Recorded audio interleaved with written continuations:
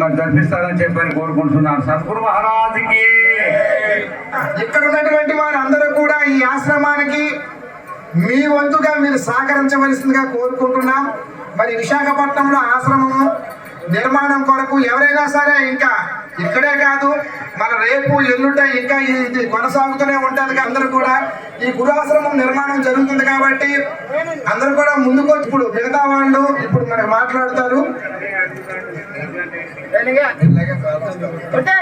కస్తూరి రాజయ్య వల్ల శిష్యులు పీఠాధిపతులు అందరూ కస్తూరి కృష్ణ, నీలం తెలుపుదారులు, జంబోజి లింగమూర్తి, వారికారి మోహన్ రావు, అలాంటి రాజేశ్వరరావు జాలీలు బాయక చెప్పిన ఇప్పుడు బాయక అక్కడ చెప్పి ఇప్పుడు కూడా బాయక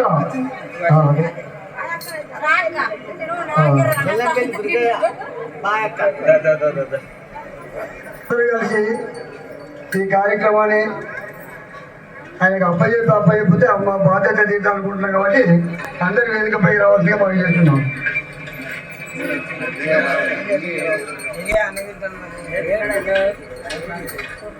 విమల విజ్ఞానంద జంబోజు లింగమూర్తి గారు, కస్తూరి కృష్ణ గారు, అలాగే నిత్యానంద పరిడే రాజేశం గారు, భక్త జనానంద శ్రీమతి సుషంప మోహన్ రావు గారు, బాయక్క గురు ప్రేమానంద శ్రీమతి బాయమ్మ గారు, అలాగే ప్రజ్ఞానాతీత వాడికాడి మోహన్ రావు గారు, విమలానంద బొత్తుల సాంబయ్య గారు, నిత్య నిర్భయానంద శ్రీ చెరగాని రాజేశం గారు, వీరందరూ కలిసి వారి గురువు గారి యొక్క పేరున 50,000 రూపాయలు విరాళంగా మనకి అందజేస్తున్నారు. మీరే కాకుండా మీ శిష్యు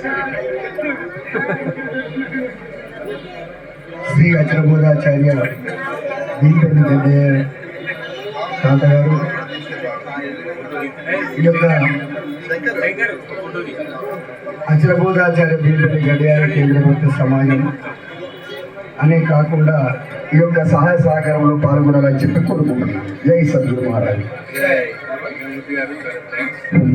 ఇక్కడ సేవా సమైక్యకి జాతీయ కార్యదర్శి, అలాగే జాతీయ కృపా కటాక్షాలు కలిగి ఆయన ఆరోగ్యాలు సుఖ శాంతులు కలిగి శాఖ అభివృద్ధిలోకి చాలా గురువులను వారి జ్ఞాపకార్థం సన్మానించాలని ఒక నిర్ణయం తీసుకున్నాం. దాన్ని మీరందరూ